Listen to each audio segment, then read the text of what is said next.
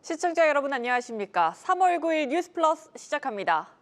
이란 사태로 국제 유가가 폭등한 가운데 코스피가 6% 가까이 급락하며 5,200대로 마감했습니다. 지수 급락에 3거래일 만에 매도 사이드카와 서킷 브레이커도 또다시 발동됐습니다. 원달러 환율은 1,495원 50전으로 주간 거래를 마쳤습니다. 주간 거래 종가 기준으로 글로벌 금융위기 이후 가장 높은 수준입니다. 궁지에 몰린 우리 증시 증권부 강미선 기자와 진단해보겠습니다. 강 기자, 오늘 시장 어떻게 봐야 합니까? 오늘 같은 시장이면 사실상 5천선 지지도 불안해 보이거든요. 네, 맞습니다. 이 기름값과 전쟁이 시장을 다시 한번 흔들었는데요. 이란 전쟁으로 호르무즈 해협이 사실상 막히면서 국제 유가가 장중 120달러까지 육박을 했습니다.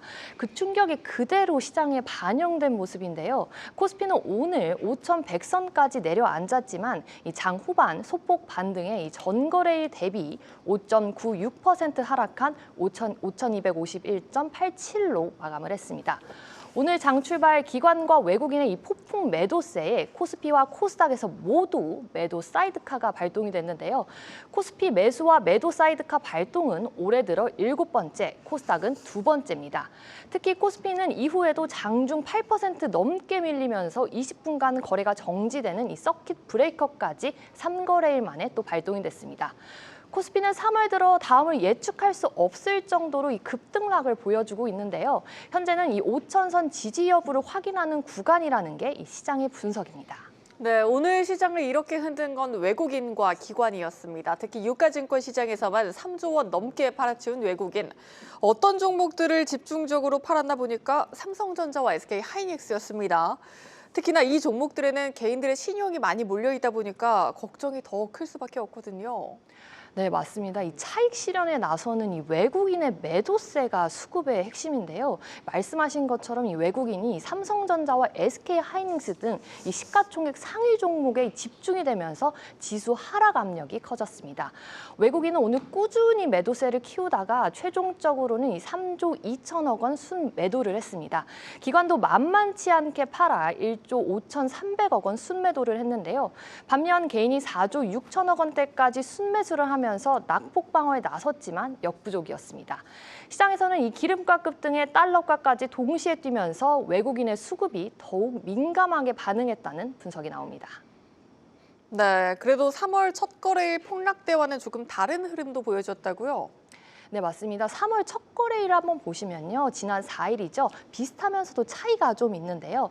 3월 첫 거래일 4일을 보시면 전쟁 리스크가 처음 반영되면서 지수가 크게 밀렸지만 지금은 코스피가 최근 고점 대비 20% 가까이 조정을 받은 상태라 추가 낙폭은 상대적으로 제한된 흐름입니다. 즉 지난주 개인 저가 매수가 유입이 되면서 낙폭을 일부 방어한 모습도 나오고 있는데요.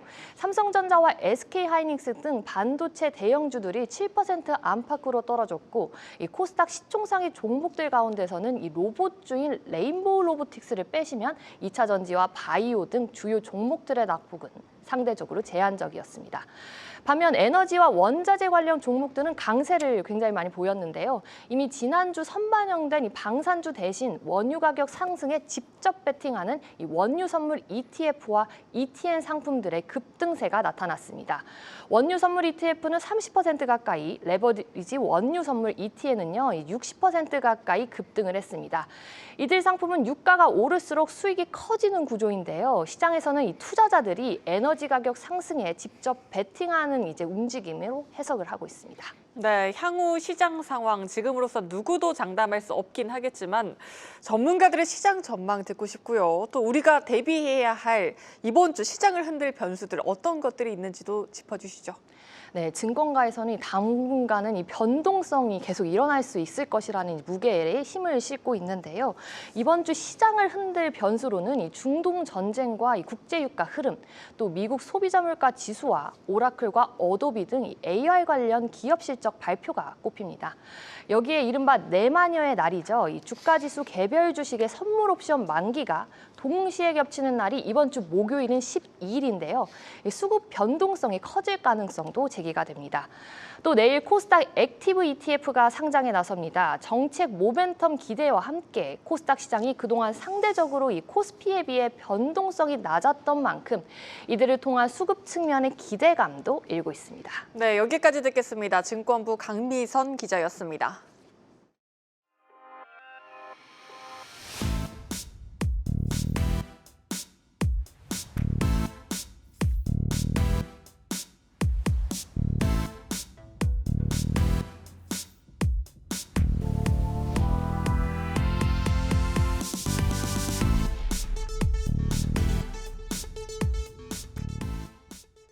미국과 이란 간 군사 충돌이 격화하면서 국제유가가 배럴당 120달러 선까지 위협받고 있습니다. 고유가 충격이 우리 경제를 스태그플레이션, 즉 물가 상승 속 경기 침체로 몰아넣을 수 있다는 우려도 커지고 있는데요. 국제유가 급등에 가장 민감하게 반응한 건 원화 가치였습니다. 9일 원달러 환율은 1,493원에 출발했습니다. 시가 기준 글로벌 금융위기였던 2009년 3월 12일 이후 약 16년 만에 가장 높은 수준입니다. 중동발 지정학적 긴장으로 안전자산 선호가 커진 데다 주말 사이 미국 고용지표 부진까지 겹치며 위험 회피 심리가 확대됐습니다. 달러화가 강세를 보이면서 달러 인덱스도 지난주 98선에서 99선 중반대까지 상승했는데요. 오늘 오전 한국은행은 곧바로 구두개 입성 메시지를 내놨습니다. 환율이 경제 펀더멘털과 괴리된 채 과도한 변동성을 보이고 있다며 필요할 경우 시장 안정화 조치를 실시하겠다고 밝혔는데요. 지난주 필요시 적기 대응이라고 언급했던 것보다 발언 수위가 높아진 겁니다. 외환 당국의 실개입 경계감에도 환율은 장중 1,498.9원까지 오르며 1,500선을 위협했습니다. 이후 상승폭을 일부 줄였지만 정규장 마감가 역시 1,495원대로 이 역시 글로벌 금융위기 이후 16년 만에 최고치입니다. 고유가와 고환율은 물가를 끌어올리는 동시에 소비를 위축시켜 경기 둔화를 유발할 수 있습니다. 이른바 스태그플레이션 우려가 커지고 있는 건데요. 지난달 한국은행은 올해 경제 성장률 전망치를 0.2%포인트 상향한 2.0%로 제시했습니다. 이 전망의 전제가 된 국제유가 예상치는 올해 상반기 65달러, 하반기 63달러 수준인데요. 지금과 괴리가 큽니다. 하지만 중동 상황으로 전 세계 해상 원유 물동량의 약 20%가 통과하는 호르무즈 해협이 사실상 봉쇄되면서 원유 공급 차질 우려가 빠르게 확산하고 있죠. 한국은 OECD 국가 가운데 원유 의존도가 가장 높은 수준인 만큼 국제유가 급등이 경제에 미치는 충격도 상대적으로 클 수밖에 없는데요.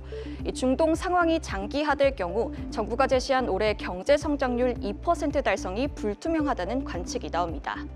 모건 스탠리는 국제유가가 배럴당 10달러 상승할 경우 한국 소비자 물가가 최대 0.6%포인트 상승할 수 있다고 봤고요.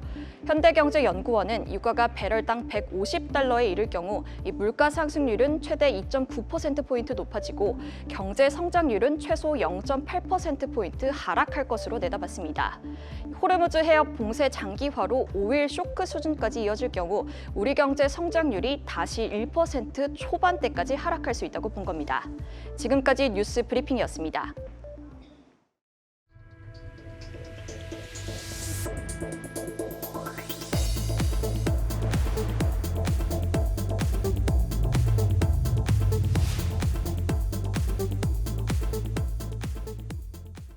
치솟는 기름값에 정부가 이번 주 내로 석유 최고 가격제를 시행하기로 했습니다.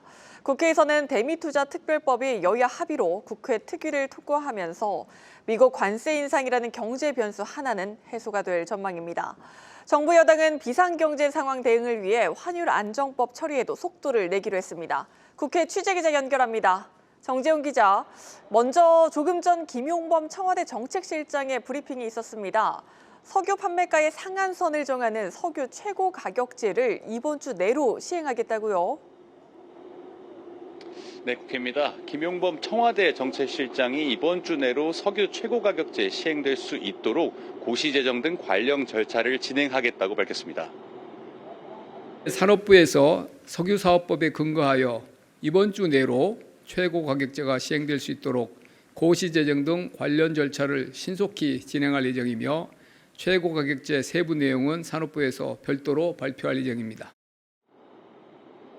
네, 앞서 이재명 대통령은 오전 청와대에서 중동 상황 관련 비상경제 점검회의를 열고 과도하게 인상된 석유 제품에 대해 최고 가격 제도를 신속히 도입하고 과감하게 시행할 것이라고 주문했습니다. 김 실장은 회의 결과를 방금 전 브리핑을 통해 알린 건데요. 이 최고 가격제는 가격 급등을 막기 위해서 정부가 일정 기간 동안 판매 가격의 상한선을 정하는 것을 말합니다.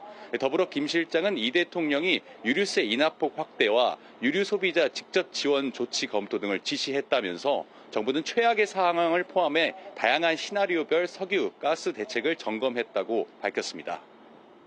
네, 또 정부 여당은 비상경제 상황 대응을 위해 이른바 리아 계좌 신설 등 환율 안정법 처리에도 속도를 낼 계획이라고요. 네, 이번 주부터 환율안정법에 대한 국회 소위심사가 본격 진행될 예정입니다. 정부 여당은 고유가 고환율에 따라 경제 상황이 매우 엄중하다면서 법안을 신속하게 처리하겠다고 밝혔습니다. 당정은 외환시장 변동성에 대응하기 위해 환율 안정 3법을 조속히 처리하기로 뜻을 모았습니다. 19일 본회의 통과를 목표로 속도를 내겠습니다. 앞으로도 당정청은 중동 상황 여파를 면밀히 점검하고 대책을 세우겠습니다. 네, 법안은 환율 완정화를 위한 3가지 대책이 담겨서 환율 완정화 3법이라고도 불립니다. 해외 주식 투자를 국내 증시로 유인하기 위한 RIA 계좌 신설이 핵심입니다. 또 한해지 금융상품과 기업의 해외 자회사 배당을 국내로 유입하기 위한 세제 혜택 등도 담깁니다. 이와 별도로 여당은 중동 사태 관련 민생경제 대도약 추진단을 구성하기로 했습니다. 내일 오전에는 당내 중동 사태 경제대응 TF회의를 열어서 에너지와 환율, 금융 문제에 대한 대응책을 논의합니다. 네, 상황이 심각한 가운데 그나마 다행인 건 대미투자특별법이 여야 만장일치로 특위를 통과했다는 사실입니다. 그나마 불확실성 하나는 해소됐다고 볼 수 있겠죠? 네, 맞습니다. 대미투자특별법 특별위원회 활동 마지막 날인 오늘 특위는 여야 만장일치의 합의로 법안을 의결했습니다. 오전 특위 소위에서 남은 쟁점감 조율이 진행된 뒤에 오후에 전체 회의는 별 이견 없이 10여 분 만에 법안을 통과시켰습니다. 이 대미투자특별법은 지난해 체결한 한미 업무협약에 따라서 반도체와 조선 등의 분야에 총 3,500억 달러 규모의 대미투자를 시행하겠다는 내용을 담습니다. 이 법안에 따라 자본금 2조 원 규모의 한미 전략 투자공사가 신설됩니다. 정부는 당초에는 이게 이제 대출 보증을 한 20년 정도 하기 때문에 한 3조 정도가 있어야지만 가능하다고 봤습니다만 또 소위 논의 과정에서 또 20년 장기간 동안의 상황이 어떻게 될지 모르니까 우선 한 2조 원 정도로 하고 또 필요하다면은 그 상황에서 보자. 아울러 법안에는 투자 업무 안정성을 위해 리스크관리위원회가 설치되고 재원관리를 위한 한미 전략 투자기금 설치안도 포함됩니다. 8분 응선을 넘은 대미투자특별법은 이번 주인 12일 본회의에 올라 처리될 예정입니다. 지금까지 국회에서 한국경제TV 정재홍입니다. 정부의 전방위적 압박에도 서울에서는 휘발유와 경유 모두 리터당 2,000원을 넘긴 주유소가 속출하고 있습니다. 국제유가가 배럴당 100달러를 넘기면서 기름값 상승 압박은 더욱 거세질 전망입니다. 조재호 기자가 현장에 다녀왔습니다. 서울 용산구의 한 주유소입니다. 휘발유 가격은 리터당 2,295원, 경유 가격은 2,245원입니다. 인근에 있는 다른 주유소도 상황은 마찬가지입니다. 전국 주유소 평균 휘발유 가격은 리터당 1,901원. 전국에서 기름값이 가장 비싼 서울은 평균 1,945원에 달합니다. 아무래도 좀 부담은 있죠. 갑작스럽게 오르니까. 너무 어렵죠. 기름값이 너무 많이 오르니까는.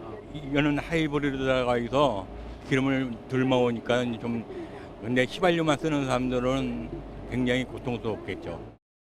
정부가 기름값 인하를 압박하자 하루에 100원 넘게 오르던 상승세는 일단 둔화됐습니다.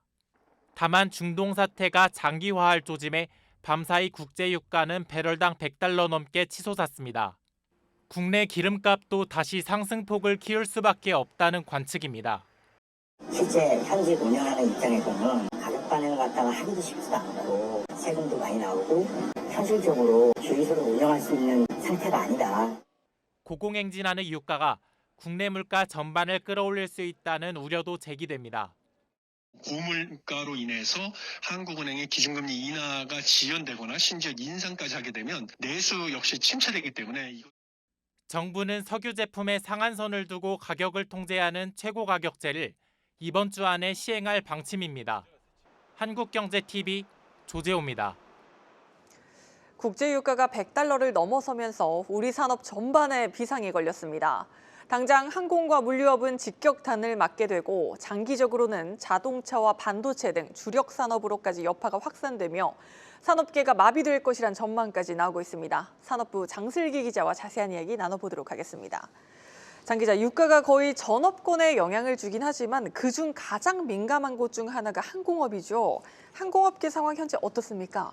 네, 현재 일단 국내 주요 대기업들이 주말부터 긴급 회의를 열고 모니터링에 나선 상황입니다. 물론 정유업계와 같이 일부 반사 이익이 기대되는 곳도 있기는 하지만 장기화 국면에선 모든 산업의 리스크가 커질 수밖에 없습니다.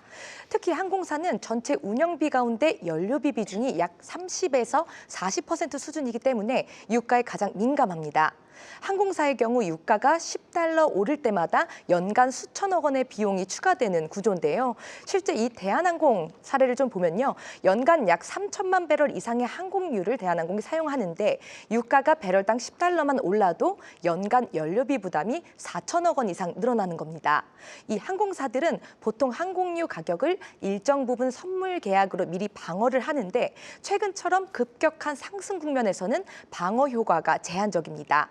대한항공은 현재 유류 소모량의 최대 50%에 대해 이 선물 계약으로 이 방어를 하고 있는데요. 중동 사태 상황에 따라 이를 탄력적으로 조정한다는 계획입니다. 과거 오일 쇼크 당시에도 항공사들은 결국 유류 할증료 인상과 노선 축소로 대응에 나선 바 있습니다. 이번에도 이 유가가 장기간 100달러대를 유지하면 유류 할증료 인상 움직임이 속도를 낼 것으로 보입니다. 특히 이 대형사에 비해 연료비 부담을 운임에 전가하기가 쉽지 않은 LCC 저비용 항공사의 경우 재무적 타격은 더욱 클 것으로 예상됩니다. 네, 또 비슷하게 이 기름값이 핵심 비용인 물류 쪽이나 해운업계도 상황이 비슷하겠네요. 네, 맞습니다. 이 물류와 해운 산업도 기본적으로 연료비가 핵심 비용인 구조이기 때문에 유가 상승은 곧바로 비용 증가로 이어집니다. HMM, 페노션과 같은 국내 해운사들을 보면요. 선박 연료인 벙커유 가격이 원가의 약 30%를 차지합니다. 해운사들도 항공사들과 마찬가지로 운임의 연료비를 반영하는 유류 할증료를 적용하긴 하지만 이 최근 글로벌 물동량 둔화로 운임 자체가 줄고 있다는 게 문제입니다. 때문에 이 HMM은 현재 유류할증료 부과와 함께 원가 절감 방안을 모색 중에 있습니다. 육상 쪽도 상황은 마찬가지인데요. 택배와 화물 운송도 경유 가격 상승이 운송비 인상 압력으로 이어집니다. 특히 이 운송비 인상이 장기화될 경우 부담이 이 제품 가격에 반영되면서 소비자 물가를 자극하는 요인으로 작용할 수가 있습니다. 한국경제인협회가 2년 전에 이미 이란과 이스라엘 전면전에 대한 유가 영향을 전망한 보고서가 있는데요. 당시에도 100달러 돌파가 예견돼 있었습니다. 한경협은 전면전이 장기화되면 유가가 148달러까지 치솟으면서 물가 상승률이 최대 4.98%에 달할 것으로 내다봤습니다. 네, 전쟁이 날로 격화되고 장기화될 가능성이 높아지면서 유가가 이달 말 배럴당 150달러까지 이를 수 있다는 전망까지도 나오고 있습니다. 이렇게 고유가가 장기화된다면 우리 주력 산업들 사실 너나 할 것 없이 흔들리는 상황 아닙니까? 네, 맞습니다. 이 유가 급등은 단순히 기름값 문제를 넘어서서 산업 전반의 비용 구조를 흔드는 변수가 될 수밖에 없습니다. 이 유가가 오르면 모든 원자재 가격이 동반 상승한다고 보시면 됩니다.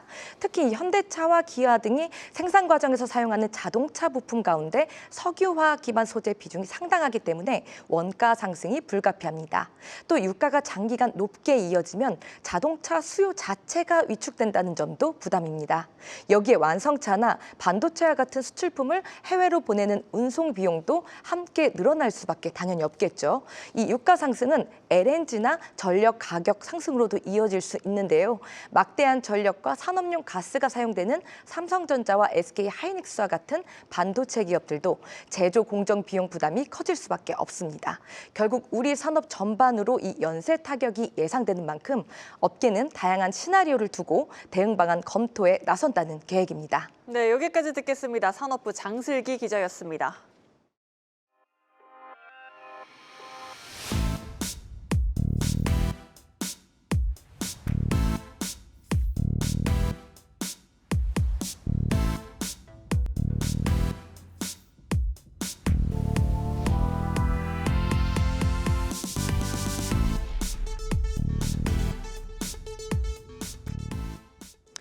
서울 서남권 최대 재건축 사업으로 꼽히는 양천구 목동 아파트의 재건축이 속도를 내고 있습니다. 이기재 양천구청장은 정비사업 속도를 진전시키기 위해 현재 서울시에 집중돼 있는 정비사업 심의 권한을 자치구로 확대할 필요성을 제기했습니다. 김원규 기자가 이기재 양천구청장을 직접 만나봤습니다.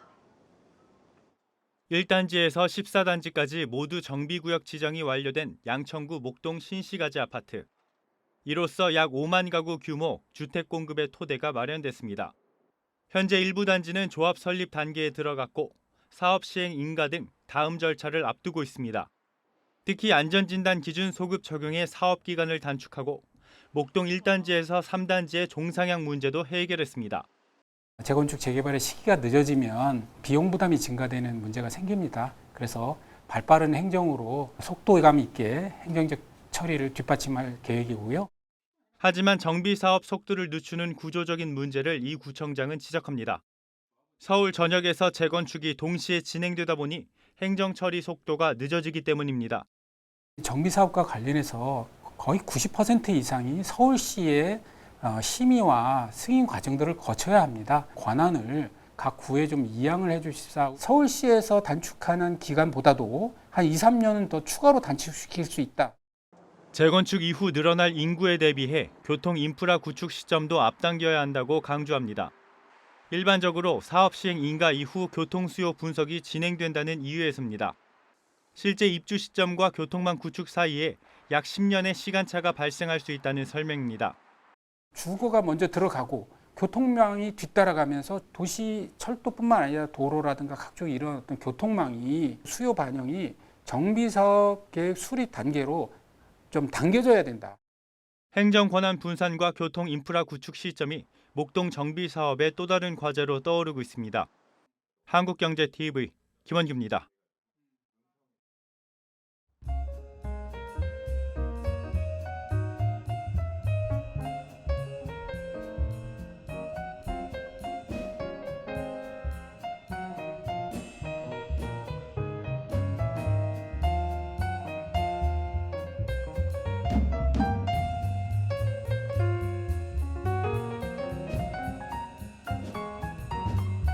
저희 다비오는 임농업 스마트 플랜테이션 사업을 하고 있고요. 그 농림펀드를 통해서 저희가 진행하고 있는 다양한 스마트 플랜테이션 사업을 글로벌 사업화하는 데 크게 도움이 될 것 같습니다.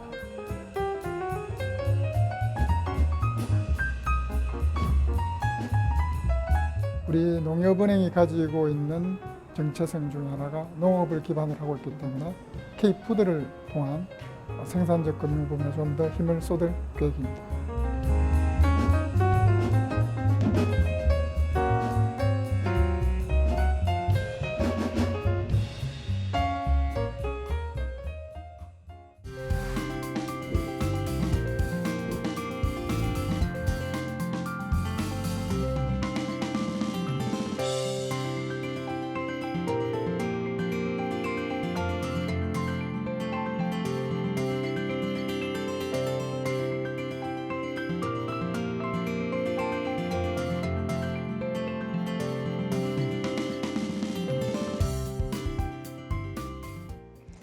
뉴스플러스를 마칩니다. 시청해주신 여러분 고맙습니다.